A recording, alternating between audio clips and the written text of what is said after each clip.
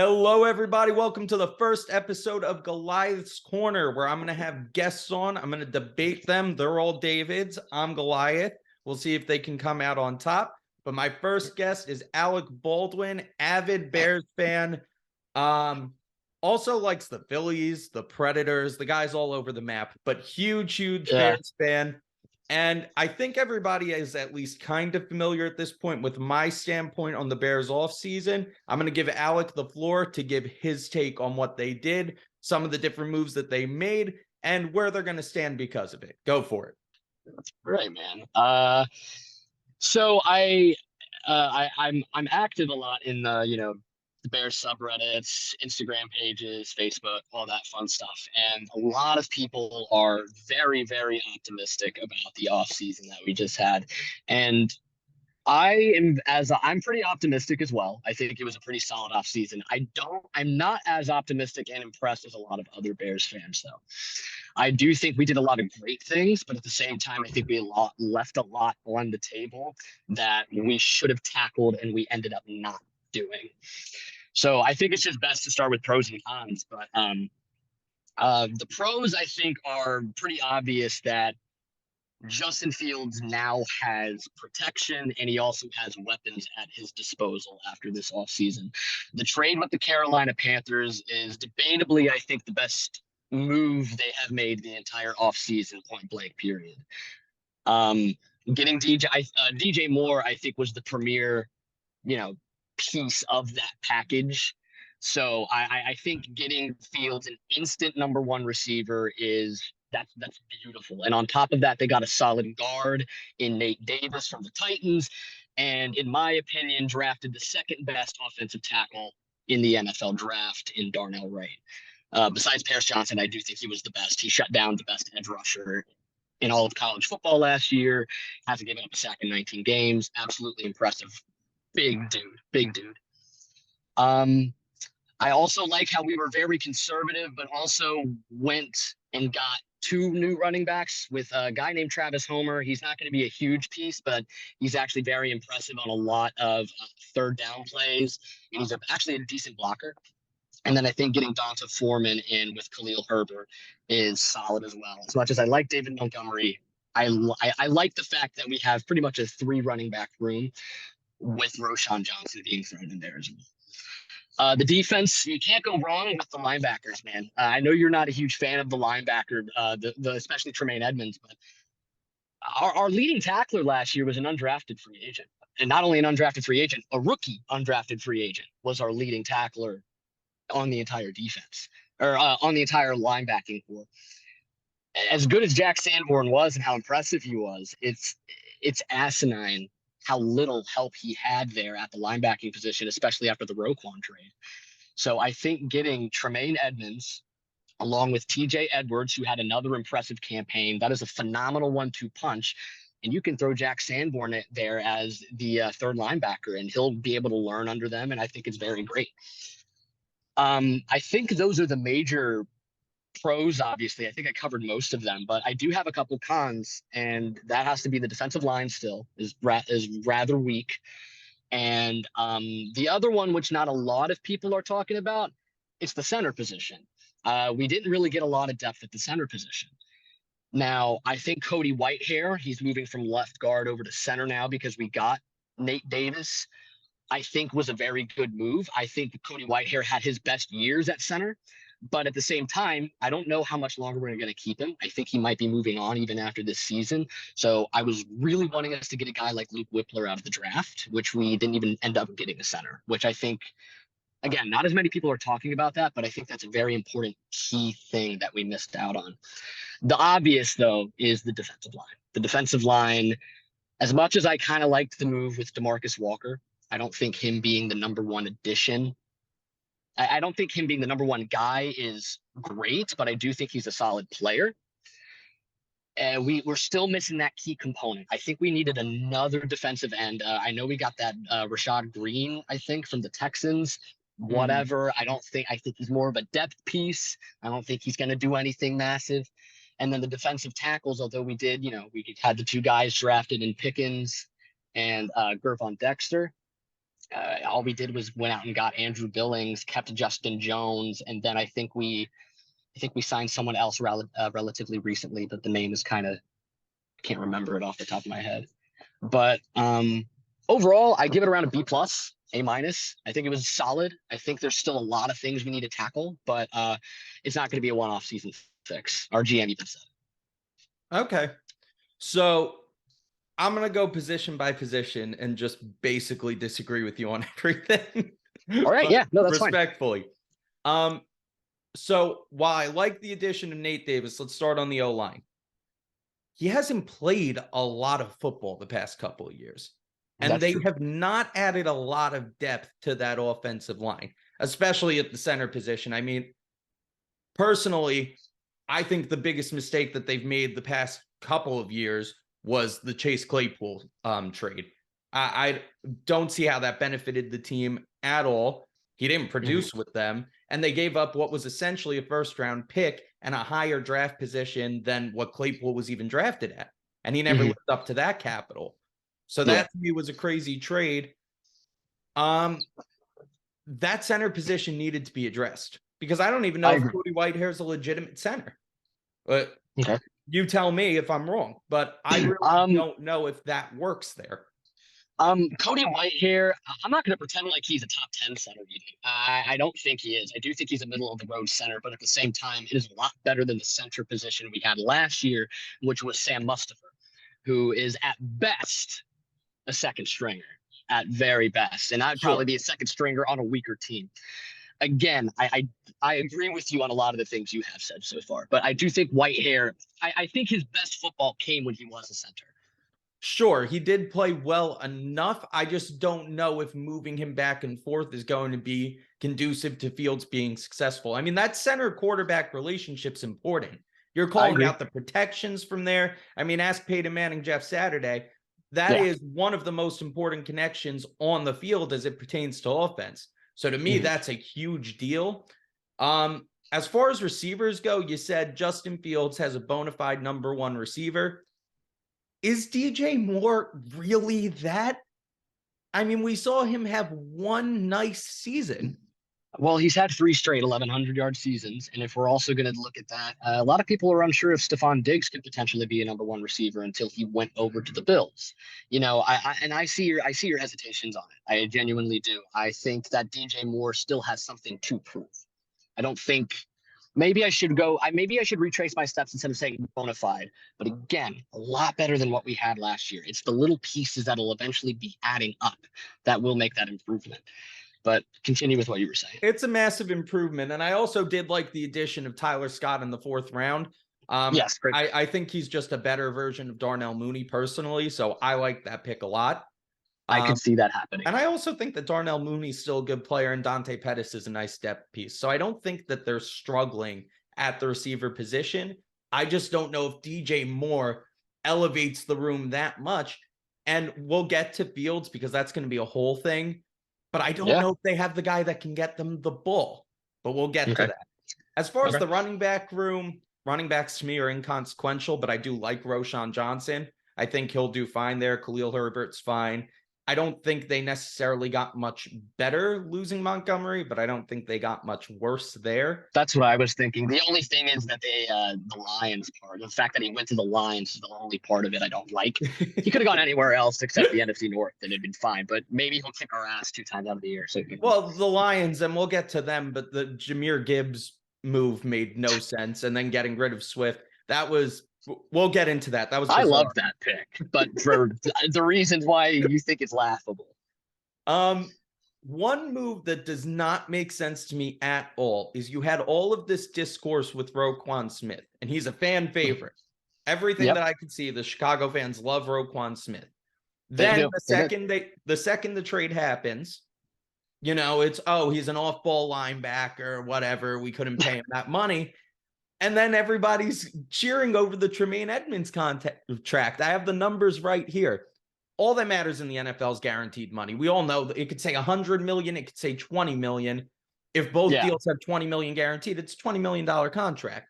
So looking at the numbers on it, Tremaine Edmonds only has $3 million less guaranteed, only $2 million less average annually, and by my estimation, is a worse overall player.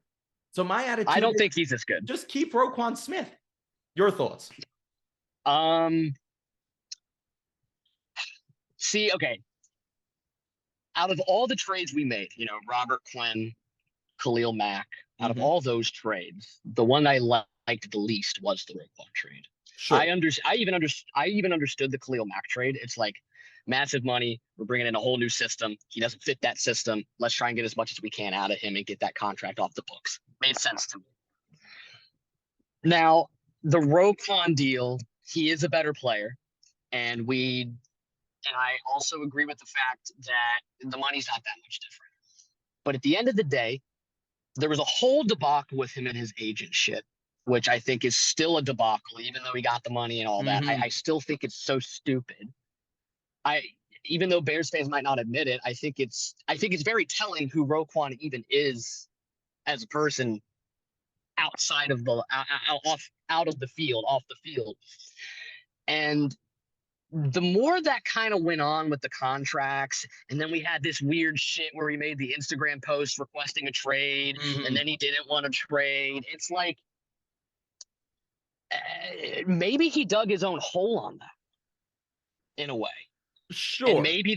And maybe even the Bears at the same time, again, new system, new regime, whole new GM, new coach, new defensive coordinator. I mean, if they're willing to weed out all the players, even guys like Khalil Mack and all that, they're just trying to get a locker room presence I think they're more even trying to build a culture in that locker room, and no one's safe. I do think that even though we only saved around $3 million, again, we had the most cap space in the NFL, and we were able to get 2 solid linebackers. Yeah, the TJ Edwards move, I thought, was their best move of the whole offseason. I would argue it's the same as well. I think that and getting DJ Moore, I think, were the 2 best moves of this offseason, for sure. Yeah. So let's just jump right to it with the quarterback. How do you feel about Justin Fields? I think he has a lot to prove. I think this is a prove-it season. They gave Mitch Trubisky a 4-year window, pretty much. They gave him 4 years. And this is year 3 for Justin Fields. And I think if he doesn't succeed this year, people are not going to be wanting to give him another year. I think Bears fans are so impatient that they're going to be calling for his head if he does suck this year. I'm a little scared because I feel like they're not going to give him the leash and the years that they gave Mitch, even though he is way more talented, I think. I would argue more talented. Yeah. Now, Justin Fields last year, I think, he showed a lot of promise. I think this guy, if you're looking at the eye test alone, he's it. The guy can run under a 4.4. He's 6'3", he's 220, has a great arm whenever he wants to. Like, he can throw it deep, he can throw it short. He struggles there. I know that. Screen passes is something he struggled with. I agree. I don't even understand how you're an NFL quarterback and you can't throw a screen. That blows my mind. I said the same thing, but you'd be surprised how difficult it can be to throw a screen in the NFL. I've actually heard from a lot of coordinators and quarterback coaches how difficult it can be to get a guy to throw a screen in the NFL, especially with a lot of different moving parts, sometimes throwing behind instead, at Ohio State, he threw it down the field a lot more frequently than he did in the NFL. Well, when you have those receivers, how do you not? How do you not? Exactly. So I actually, even when we drafted him, I remember someone saying that his short game might be an issue. It wasn't like a major thing that was talked about, but I remember hearing it from somebody that his short game would maybe struggle. But last year, I saw something so conflating, and it really angered me because it made a lot of people think that Justin Fields was actually getting a lot of protection. People were saying, oh, all these Bears fans, they think that Justin Fields isn't getting protected. But if you look at the stats, they actually had a middle-of-the-road offensive line. Yeah, okay, sure they did. But they ranked around, I think, second in rushing, in run blocking. And then they were around, like, in the 20s in pass blocking. And there was also another stat I think saying 26 was exactly where they were. Yeah. So another thing, though, is that Fields had more time to throw than any player, any quarterback in the NFL. That's because he extended the play. If it weren't for him The Russell escaping Wilson sacks, treatment. yes, it is the Russell Wilson treatment entirely. I have never, dude. There were so many games. There was one thing. It was a Cody Whitehair highlight where literally like he just steps up, two hands up, and then the guy just runs right by him. Like, and then he, like Whitehair's like around, and then he turns around and Fields literally just escapes one guy, escapes another. It's insane what this guy You're had talking go to a through. Giants fan. I had to watch Eli Manning try to avoid those rushers. All right. Not as gracefully either. But wait, what were you saying? Sorry. So do you think he's the guy? Because you traded out of the #1 overall pick for a guy in Bryce Young that I think is pretty good. Granted, he's not Caleb Williams or Drake May next year, but you traded out of the #1 overall pick because clearly the team believes in this guy. Do you?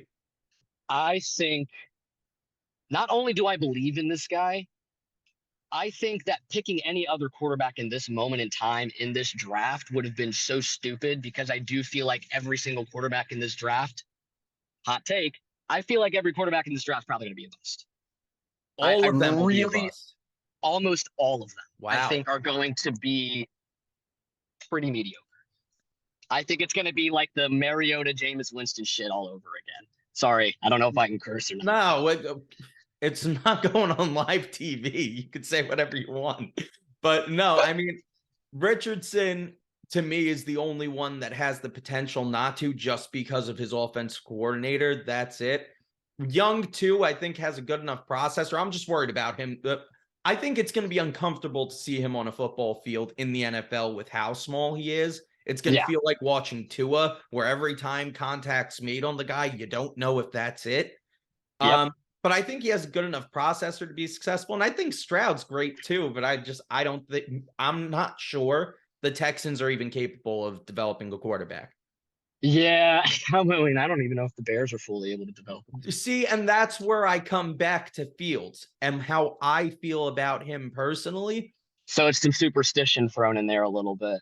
Sure, that's fair, but one, the guy ran for over 1,000 yards, which is great, but nobody's ever done that twice in a row. It's never happened. So you can't. Well, Lamar didn't. Didn't Lamar? I thought Lamar did. Lamar didn't do it twice in a row.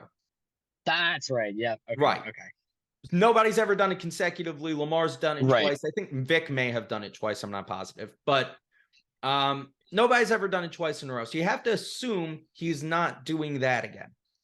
His strength is I wasn't assuming that. Oh, you can't.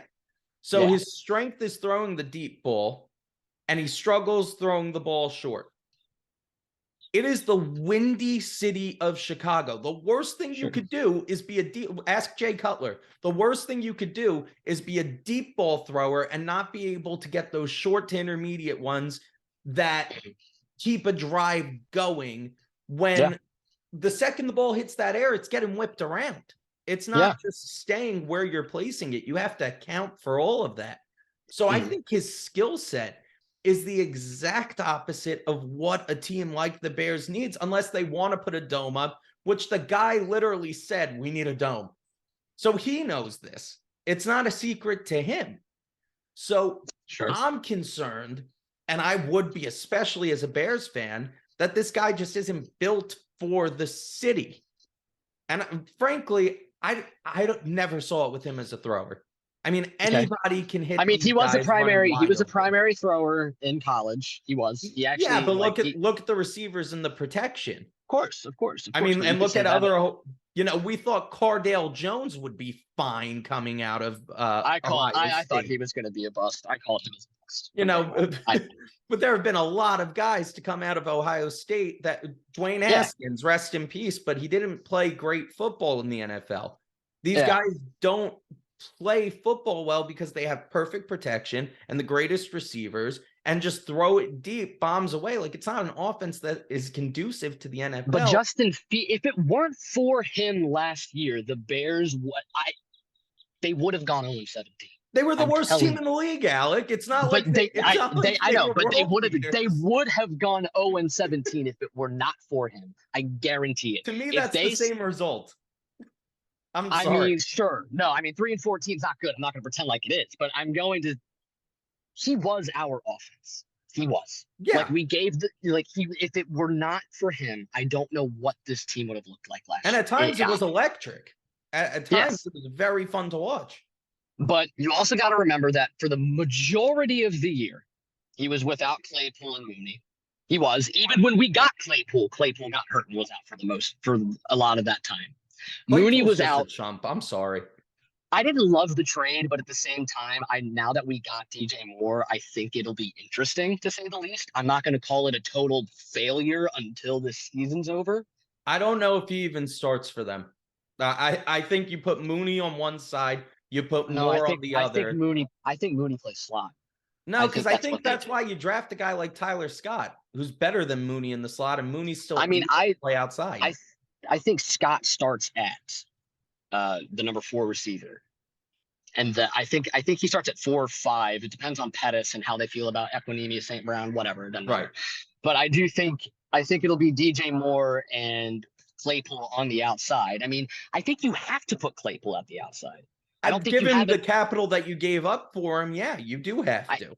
Yeah, I think you have to. And not only that, but like his size as well. Like he's not built for the slot, even as like no, absolutely not. My argument is I don't know if he's a starting caliber receiver in the NFL. He just because you have the talent doesn't mean that he doesn't have the right.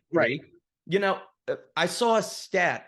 This was prior to last season, but like 27% of his career production came in one game where he had 4 TDs and like 200 yards. 20% of his career production in one game. So is the guy really that good, or did he catch a defense sleeping once and just kind of skate by the rest of the time with other good weapons around him? It can be something to think about. I really do think that's something to think about. But again, though, I think at this point in time, because you want Justin Fields to succeed, I don't care. I don't really care. I think more is better if you want him to produce. I think, at this point, if you want a really good quarterback to produce, just throw as many darts at the dartboard as you can and see how many can land. You know what I mean? Right. And I think especially at the receiver position, which you can ask around and people have different opinions. I think receivers aren't as expendable as they used to be, because of how much the game has evolved around passing. So I think having that many potential options for Fields, and if Mooney doesn't work out, put Tyler Scott in, see what he can do. Throw him in the slot, move Mooney over. They have options even if stuff doesn't work, which is why I like a lot of this stuff. I don't even think this year, and spoiler alert from when we talk about the NFC North, but I think the Bears finished 2nd or 3rd in the division. I don't think we win. There's no shot that they win, but let's jump into that. So NFC North, you're saying 2nd or 3rd? Second or third. Who's winning the division in your mind? I think this might be the toughest division to bet on. I really do, because I think the Vikings, Kirk Cousins is getting up in age. A lot of times quarterbacks around this time kind of start showing their age, even though he has a lot of good weapons. Jordan Addison, I think that was a pretty solid pickup. I thought that was a great move for them.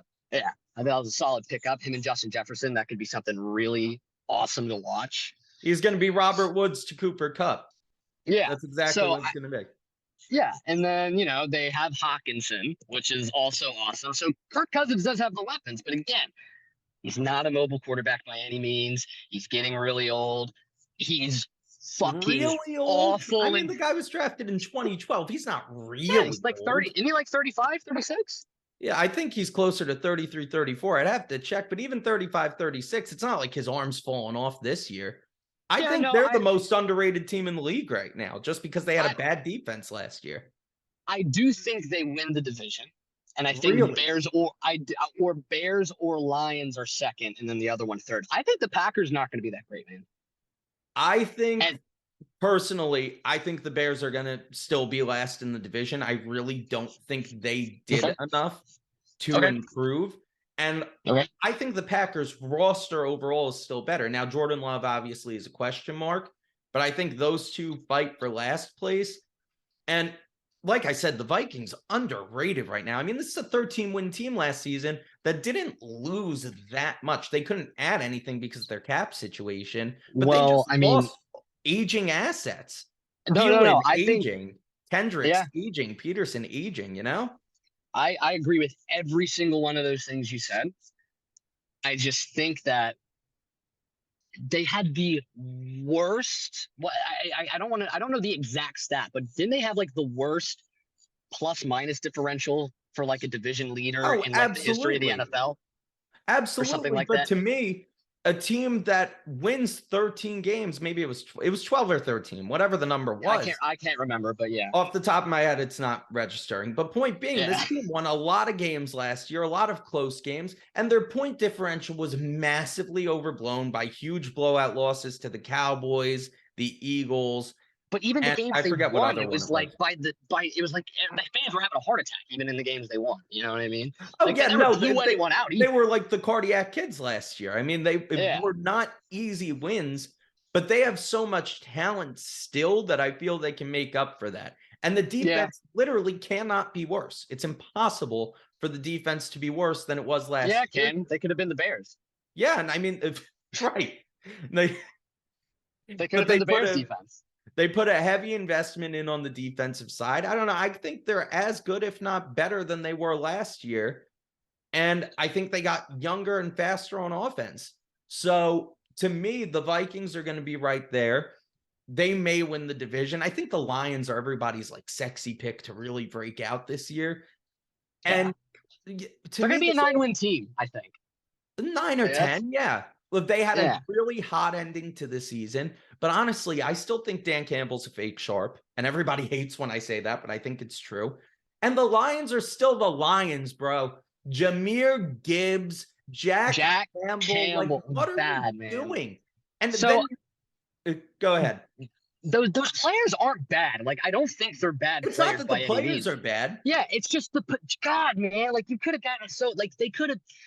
I laughed and I jumped up for joy when they made those picks because How it's like how do you there's not? so many other needs. There were so many other needs they needed. They didn't even need a running back. Hell, debatably, they didn't even really need a linebacker. Like, I I'm mean, sure they if might have needed one Jack or two. Campbell makes their defense better, Jahmyr Gibbs potentially makes them more dynamic because they just hated DeAndre Swift. They made that very clear. They just hate the guy, hate his Yeah, guts. yeah. So And of course, the Eagles fucking got him. And naturally, because it's the naturally, yeah. God, I can't. We don't have enough time for me to explain my disdain for them. But let's just finish up with the division here. Yeah. The Lions, I think, are going to disappoint a lot of people this year, regardless of the moves that they made. Even adding to the secondary, they still get rid of Okuda after making the secondary great. And then you create your own hole there. It makes They no really sense. didn't. They really didn't even give him a full chance. It's kind of a shame Yeah, because if he was just finally hurt. starting to play good football, Yeah. he'll do great in It's a shame. Atlanta across from Terrell, by the way. That's Yeah. another team I think is going under the radar. I think they improved massively. It all depends on They Ritter, they really did. but They that's a really weak did. division. But I think the Vikings are still the cream of the crop in this division. I think the Lions will end second and possibly on that wild card bubble. I'm going to say Packers third, and I'm going to say Bears fourth. I just think the Packers are still a talented enough team. LaFleur is a great coach, and I don't know if Eberflus is. So I'm going to put Packers above Bears. I do have just something I want to throw at you. Go for it. So you just think the Packers, you think they're a better roster, right? I do. But what makes you trust Jordan Love more with the weapons he has? What makes you trust him to do better than Justin Fields with the brand new offense that he just got this offseason? One, I think the Packers have good weapons. That's an unpopular opinion. I think they have less proven weapons than the Bears, in my opinion. I would say less proven, but Christian Watson to me is a stud. I think Romeo Doubs is good. I don't think that they're bad. And plus Aaron Jones and AJ Dillon, I absolutely love because they're not just running backs. It's a good 1-2 punch. Right. I mean, they move this offense around. It's still a good enough offensive line. I think it was massively overblown how hard Aaron Rodgers had it because that's the only way that Aaron Rodgers can't play well. It can't be that he's aging and he's high as fuck. No, it's got to be that Aaron Rodgers is just struggling because of everything around him. Christian Watson's a good player. Romeo Doubs is a good player. And now that all of his friends don't have to be on the roster, I think that they'll do pretty well. So to me, I think they're just better top to bottom. And I'm convinced that Jordan Love is at least a better thrower of the football than Justin Fields is, with a much better offensive scheme. I see. Well, here's another thing too. A lot of people forget that there was a point in time, 5 weeks in a row, where the Bears were the #1 scoring offense in the NFL. They made it Did work. you know that? They made it work. Yeah, and on top of that, they were the highest scoring team besides the Eagles in the NFL when it came to first possession drives in the first and second half. I think for a team last year that literally Justin Fields had absolutely nothing to work with when it comes to offensive line, when it comes to weapons, and even when it comes to running backs, because the running back room was even banged up last year. If he can do what he did last year with his absolutely horrendous roster, what can he do with the new shiny toys he got this offseason? And on top of that, the defense really, really screwed him over. They really did. It was a very bad defense. And even his receivers. There were 2 final possession drives where 2 receivers dropped the ball. It was tipped because they dropped it, and then it was picked off, and then the drive was over, game over. And it's like, I mean, look, I saw that defense give up a touchdown drive to Saquon Barkley playing quarterback. Like, it was a bad defense. It was terrible. I mean, literally, we do not have a quarterback. Jones and Tyrod Taylor are both out, and Saquon leads the offense all the way down the field for a touchdown. That's how bad that defense was. So, to me, yes, I think they're improved defensively. Yes, I think the offense can have moments of excellence, but I think Fields is, honestly, I think the whole offense regresses this year after some studies done. I mean, look what happened to Lamar after his MVP season. You know, everybody started running cover 0. He had to adjust. Don't be surprised if the Bears, the first 6, 7, 8 weeks, while they're trying to get all these pieces in and other teams have adjusted to Justin Fields' style of play, don't be surprised if they struggle. And if they get to a 2-6, 3-5 start, there's going to be a lot of problems within that locker room and within the fan base on where they stand with Fields and Eberflus as a whole. Yeah. It is a very interesting thing to think about because this year is going to just tell a lot, period. And I agree with you. This is the year that it either is Justin Fields is the guy or Justin Fields is not the guy. Because even though I would want to give him another year, A, I don't think you do that in a draft with Caleb Williams. And Drake May. And B, I also think that Bears fans are just anxious for a good quarterback. And I don't think that, and especially with Ryan Poles, say what you want about Eberflus, but I think Poles has actually proven to be a pretty all right GM, in my opinion. I like his scheme. I like his brain. I don't know, man. I think they're just going to pull the plug on him real quick. I don't think they're going to give him that extra year that they gave to Trubisky. I really don't. And the thing you said about Lamar, how they adjusted to him, I agree with that. But here's the thing. A lot of the times, they were designed pass plays that Fields took off for. A lot of his yards came from designed pass plays. I think that's exactly why it's going to be a problem. But that's my other thing is Fields himself, and along with his coaches and along with a lot of the people that he's been working with, have openly expressed how he has always been pass first, how he wants to be pass first, how he have you ever heard that from Lamar? Have you ever seen them their offense is designed? I've seen Lamar Jackson lead the league in pass TDs. I haven't seen Justin Fields do that. To be fair, Justin Fields was practically in his rookie season last year because his rookie season was ruined by Matt Nagy. Oh, yeah. All right, there we go. The Trevor Lawrence take another, treatment. It was all Urban Meyer's fault.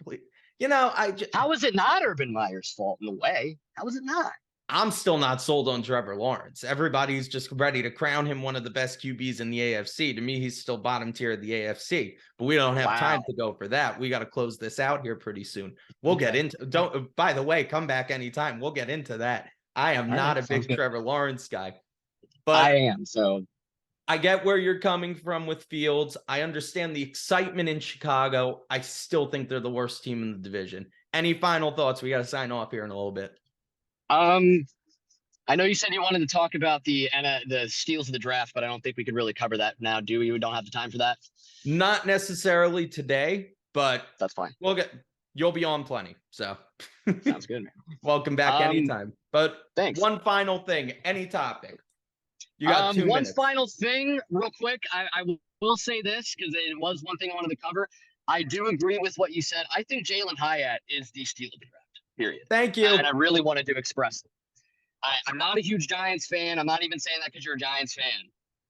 I think JALIN HYATT, and this was a hot topic, I think he was the third best receiver in this draft. I think that guy is insane. At worst, the third best.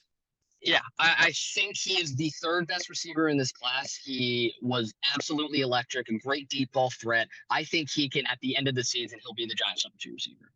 Hey, I love closing out on that note. It was awesome having you on. Thank you for joining. You. We'll talk Absolutely, all these other topics moving forward. So good talking to you, man. Sounds good, man. Sounds good. Sounds good. Thank you for watching. Click subscribe if you enjoyed this content, like, comment, and go to gridirongoliath.com for more no-fluff football stuff.